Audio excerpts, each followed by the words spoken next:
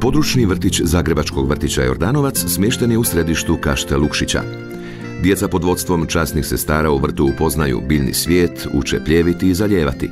Imaju ekološki povrtnjak, a ulaz do vrtića natkriven je kivijem, što mu ljeti daje duboki hlad i sočne plodove. Svojom zimzelenom vegetacijom ostavlja dojam vječnog ljeta. Osim djeci, vrt je uzor i doprinos kulturi življenja svim Kaštelanima.